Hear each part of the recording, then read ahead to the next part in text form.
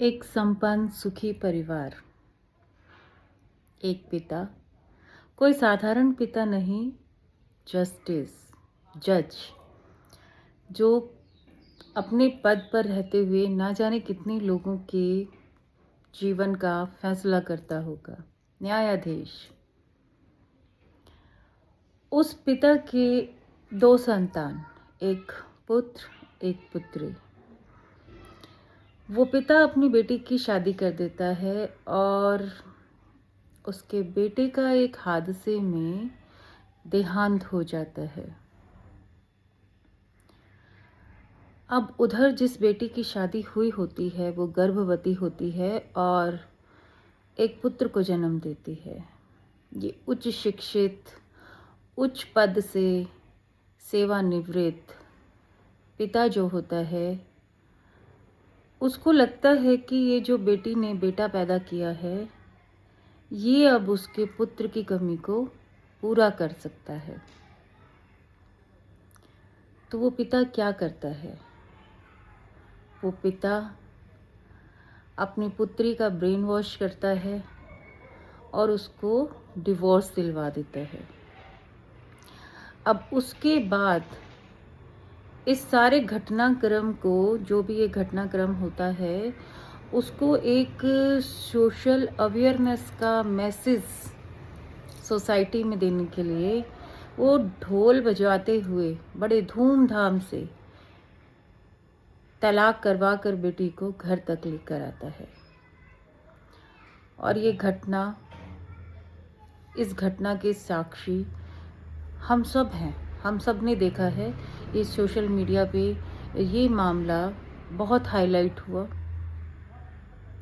लेकिन अब असली बात पर आते हैं। आप सभी ने देखा होगा कि ये जो ढोल बजा बजा कर अपनी बेटी को वो पिता घर तक लाता है और ये कहता है कि मैंने समाज में एक मैसेज दिया है कि जो बेटियां होती हैं और उनकी शादीशुदा ज़िंदगी खुशहाल नहीं है, तो उनके लिए पिता के घर के दरवाजे खुले हैं। लेकिन इस सारे घटनाक्रम में जो चीज़ें दिखती हैं, पूरे समाज को दिखती हैं। सब ने एक जैसी शर्ट पहनी हुई थी और बाकायदा उसके ऊपर जो लोगो लगे हुए थे, सबके सेम थे। बेटी का कहना है कि वो खुश नहीं थी ससुराल में, इसलिए उसने डिवोर्स लिया। भाई वाह, क्या वजह बताई अपना घर उजाड़ने की। और वो बेटी भी क्या बेटी कि जो साइकोलॉजिस्ट है। मोहतरमा, क्या तो आपके पिता अपने पद से न्याय करते होंगे, और क्या आप साइकोलॉजिस्ट हैं, समझ से परे है। कितनी प्री प्लानिंग से ये डिवोर्स लिया गया होगा।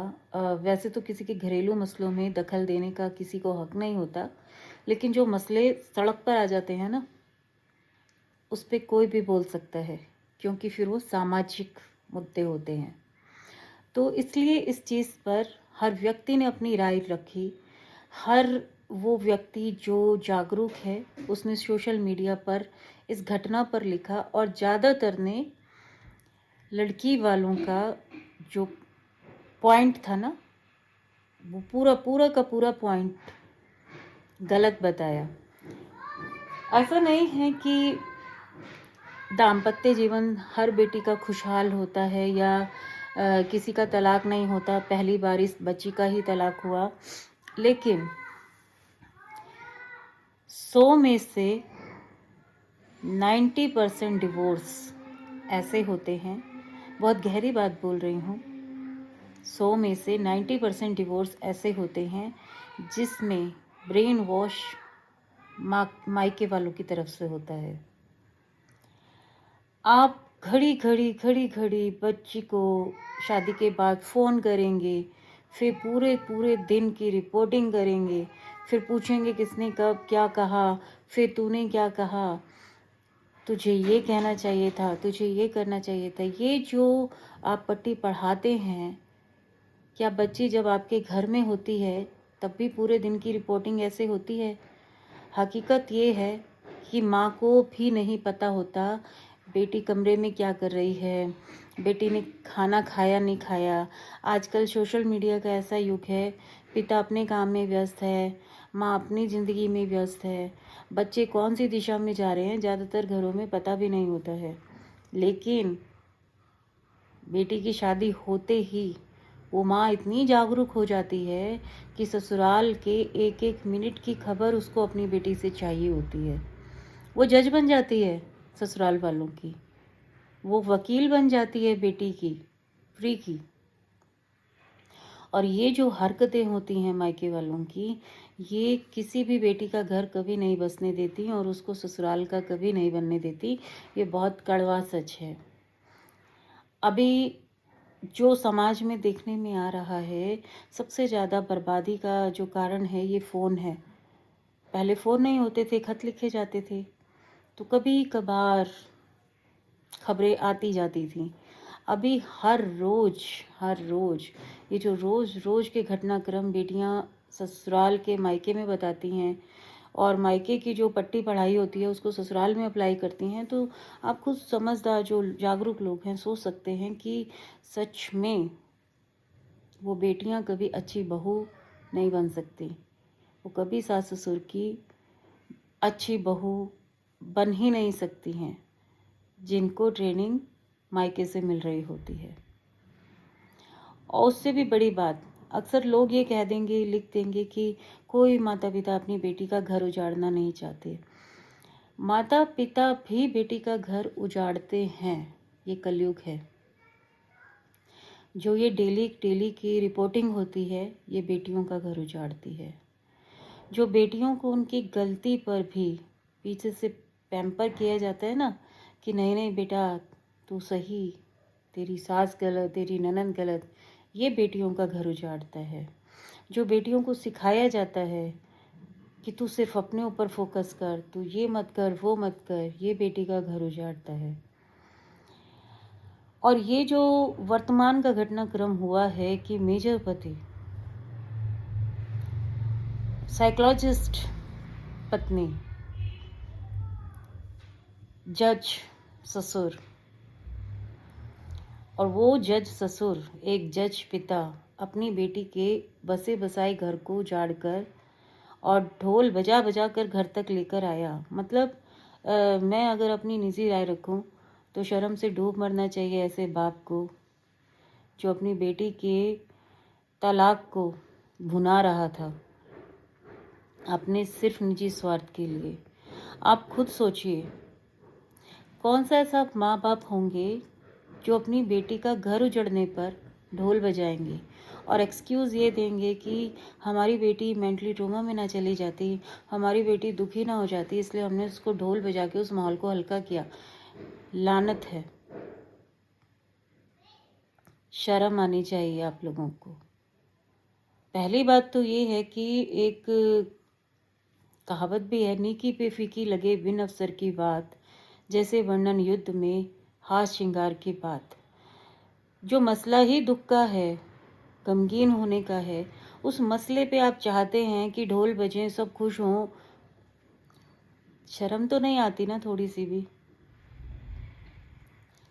जो बात ही रोने की है, दुखी होने की है, आपकी खुद की बेटी का घर उजड़ा है, आप उस पे ढोल बजा के, आपको सच में लगता है समाज बेवकूफ़ है, लोग पढ़े लिखे नहीं हैं, लोगों को समझ नहीं आएगा? ये जो सामाजिक मैसेज, अवेयरनेस मैसेज आपने कुछ नहीं किया। मैं ये उस बेटी के पिता के लिए कह रही हूँ, आपने अपनी बेटी की ज़िंदगी को तमाशा बना दिया। आज तो वो उसको माता पिता दिखाई दे रहे हैं, अपना मायका दिखाई दे रहा है, लेकिन सच में सोचिए आप, भविष्य क्या है आपकी बेटी का?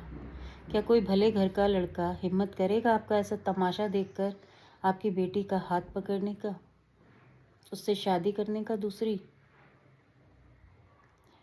ऐसा जलूस निकाला है आपने अपनी बेटी के डिवोर्स का, भगवान ना करे किसी बेटी को ऐसा पिता मिले।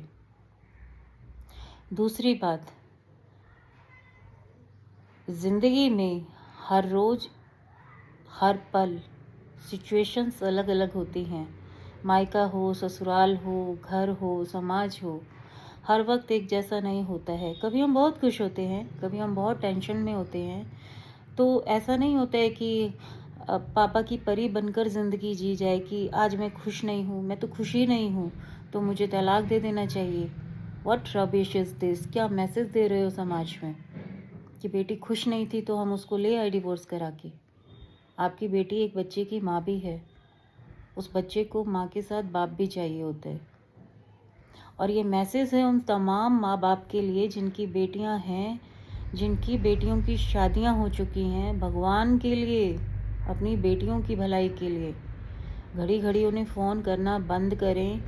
और फ़ोन करके अगर आपको हालचाल पूछना है दैट्स वेरी गुड, बट उसके ससुराल के मसलों में जज और वकील बनना बंद करें। आप अपनी ही बेटी का बसा बसाया घर उजाड़ देंगे, आपको पता भी नहीं चलेगा। क्योंकि एक बच्चे को ये लगता है कि उसके पेरेंट्स से ज़्यादा उसका वेलविशर कोई नहीं होता है।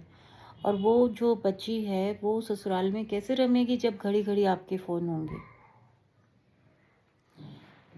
माँ बाप को थोड़ा सब्र रखना चाहिए और बच्चे को उसके मैटर्स को खुद सॉर्ट आउट करने देना चाहिए। एक लड़की जब रहती है ना ससुराल में, धीरे धीरे धीरे धीरे धीरे उसको समझ में आते हैं, हर रिश्ता समझ में आता है, रिश्ते का स्वभाव समझ में आता है, हर मैटर को खुद सॉर्ट आउट करना समझ में आता है। इसलिए चौधरी ना बने किसी मसले के। अपनी बच्चियों को उनका सुखी संसार बसाने दें, उन्हें उनके गृहस्थी के हर चुनौती से, हर संघर्ष से खुद लड़ने दें। शादी के 5 से 7 साल तक जिस बच्ची ने अपनी ज़िंदगी की चुनौतियों का सामना कर लिया ना, उसके घर को कोई नहीं उजाड़ सकता। लेकिन तब तक कम से कम माँ बाप को थोड़ा सब्र रखना चाहिए, क्योंकि उसके बाद तो बेटियाँ खुद ही समझदार हो जाती हैं, फिर वो किसी की बातों में नहीं आती हैं।